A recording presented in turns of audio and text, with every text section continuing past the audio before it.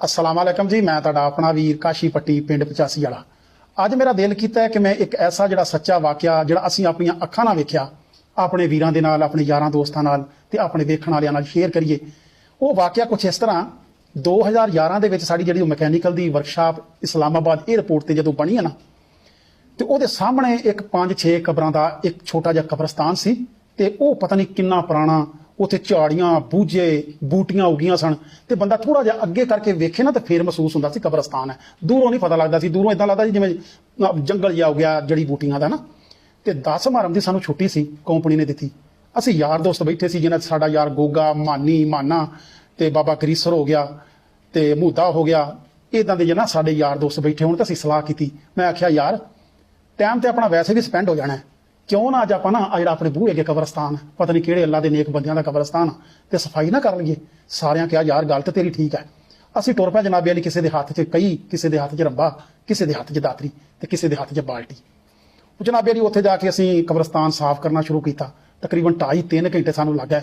बहुत जड़ी बूटियां ते बूझे सन ते वो 2.5-3 घंटे से बिल्कुल सफा चट करके कबरां नंगियां कर दित्तियां। ते फिर मैं आख्या मानी तू इदां कर, जाके ना पानी की बाल्टी लैके आ, आप लगते हथ कब्रस्तान के सारिया कबरां ते पानी भी तरौंक दिंने आ। कहता यार गल तेरी ठीक है, वो पानी लैके आया ना। मैं एवें करके ना बाल्टी चो पानी एवें छड्डिया कब्रस्तान दे कबर दे उत्ते पहली थे।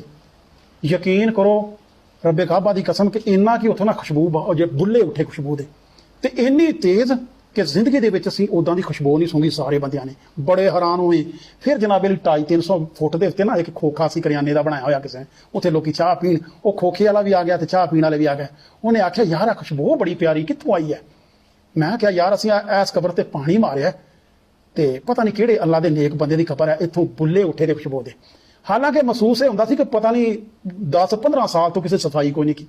ठीक है, कहण दा इन्ना की मकसद है कि असीं लोग ना अल्लाह के नेक बंदियां ते एवें भज के उंगलां चक दिंदे आ ते अल्लाह के नेक बंदियां ने, अल्लाह के वलियां दे ना, उन्हां नहीं आख्या कि साडियां कबरां ते आण के तुसीं धमाल पाओ, लुडियां पाओ, कबड्डी दे मैच कराओ, साइकिल स्टैंड ते जूए कराओ। नहीं, वो अल्लाह के नेक बंदे सन। उन्होंने रियाजतां कीतियां, मेहनतां कीतियां ते वो अपनी जिंदगी बसर करके टुर गए अल्लाह के नबी की सुन्नत ते अमल करके। ते हर बंदा जिहड़ा ना अज मुआशरे दा वो समझदा है कि अल्लाह पाक की जात ने सिर्फ मैनू ही हदायत दी है, बाकी सारी दुनिया जिहड़ी है ना वो गुनाहगार तुरी फिरदी है। ते जिहदे विच मैं है ना ते वो फिर पक्का शैतान, क्योंकि शैतान च मैं सी ते वो फरिश्ते तो शैतान बन गया। समझदार हो ना।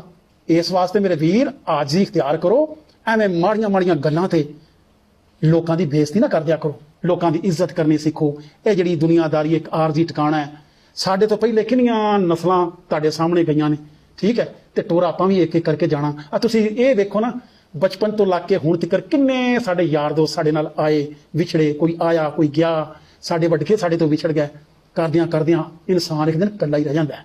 इस वास्ते लोकां दा दिल ना दिखाया करो। बाकी तो अल्लाह पाक दी ने जात ने ना सारा कुछ बख्श देना है। जिहड़ा हकूकुल आबाद है ना, वो अल्लाह पाक की जात ने उस बंदे को पुछ के इंसान को बख्शना है जिस बंदे का दिल दुखाया होएगा। तुसीं ये भी अंदाजा ला लो ना कि जिस बंदे ने सारी जिंदगी परले बंदे का जीना हराम किया होवे ते वो आखिर दे विच ओनू बख्शेगा। सवाल ही नहीं पैदा होंदा मेरे वीर। जिहदी वजह तो लोकां दे बच्चे गड़ियां कट्ठण लग पए।